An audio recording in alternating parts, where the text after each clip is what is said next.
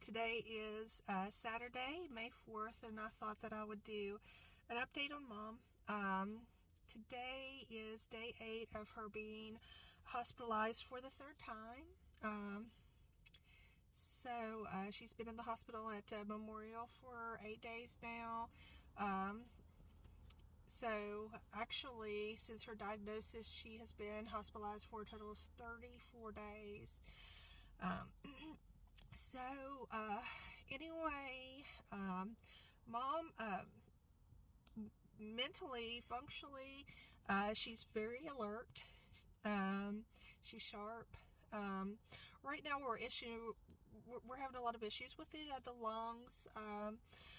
Anyway, not this past Thursday, but the Thursday before, she was home. They discharged her the Monday before that. She had immunotherapy on Tuesday.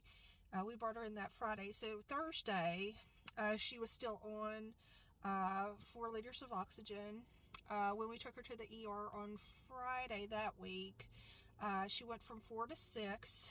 And then it kind of like gradually increased that weekend to about 15 liters, which is pretty high.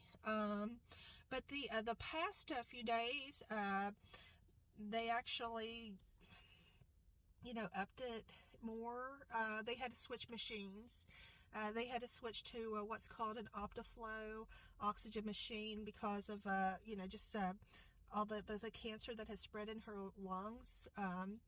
Keep in mind, this is skin cancer. It's metastatic melanoma. Skin cancer it doesn't just affect your skin. When it metastasizes on just kind of like you don't know where it's going to go next.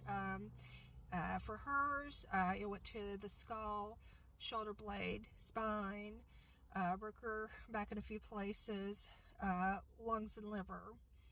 So, but it can affect anywhere. I mean, you don't know. When it's traveling, I mean, you can throw darts. That's how cancer works when it metastasizes. Somebody on Facebook said basically if you take flour and you blow the leaves of the flower, it can land anywhere, and that's what it is. So right now the problem is the lungs. So they switched her to the Optiflow, and which Mom knows. Mom knows everything that's going on, and we're all very open with Mom. Mom is fully aware. The machine, she went up to the top capacity of the Optiflow, so it can't go any higher. What that means, and Mom knows, is that she's at 100% oxygen, which means that the machine is providing all the oxygen for her. And this happened really, really fast, very quick. In the matter of 8 days, she went from 4 liters to 65 liters. Anyway, she has several doctors here. She's seen a pulmonary doctor, which is a lung doctor. We haven't really seen the oncologist very much.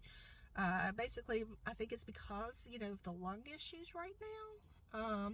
Then we see the hospitalist, palliative care, which palliative care, they do like the pain management and so forth. There's been days where, her pain was pretty bad. Now the past, today she had a wonderful day. They really had it under control. They changed her patch. She was on a fentanyl patch.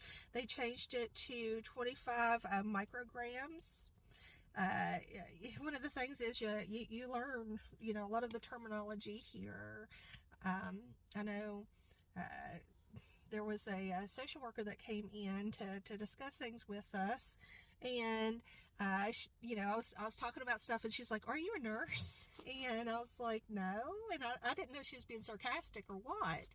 And she was like, she's like, well, you know so much, you should, you know more than I do about some things. And I was like, look, I was like, every single day I'm by my mom's side, and the stuff that they're saying, it sinks in. Um, Today I went to the cafeteria, and the girl's like, are you a nurse? And I said, no. And she's like, well, you look like a nurse. And I was like, no, but I was like, my mom's been in the hospital for 34 days. I feel like that I work here.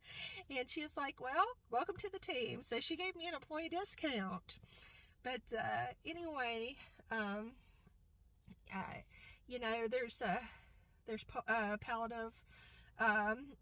She's on the second floor right now, and those folks have been wonderful with her. She's very pleased with, you know, how everyone's been. The hospitalist, the new hospitalist, has been extremely nice. He's been exploring different options, you know, because mom, you know, mom's cancer is, you know, the lungs are a scary thing, you know. So the hospitalist, he has a few theories, and you know, we're open to those theories. One is because of the oxygen issues in her lungs. He said that, you know, some people have a really, really bad reaction to immunotherapy. Now, immunotherapy, people with skin cancer, melanomas, they can't take chemotherapy. They have to take immunotherapy. So some people do have an adverse effect, and you know, mom might be one of those people. So he wanted to do another scan today on her lungs to see if that is a possibility. He wanted to do a comparison between what her lungs look like today and what they looked like when she first came in. He said also, like, because she has a lot of pain in her chest, that it could be caused by a blood clot. So I got here probably about 8:45 this morning. I know it's after 4 now, so I know he's gone for the day. So we'll probably, you know, find out, you know, tomorrow, what he sees in the x-rays, or I think it was a CT scan, you know, and what kind of, you know, theories he might have, you know, resolutions he might have, you know, what the next steps are. So that's where we're at. You know, mom, she went ahead and she got her head shaved. That tumor on the very top of her head, it really bothered her a lot. You know, it's painful for her. So anyway, her hairstylist came in and shaved her head and shaved my aunt's head, and they just had a big old party. Me and my son, we put on lipstick in support of mom, and she felt really good. And I bought her turbans, bought some pretty turbans to wear, and she looked beautiful. And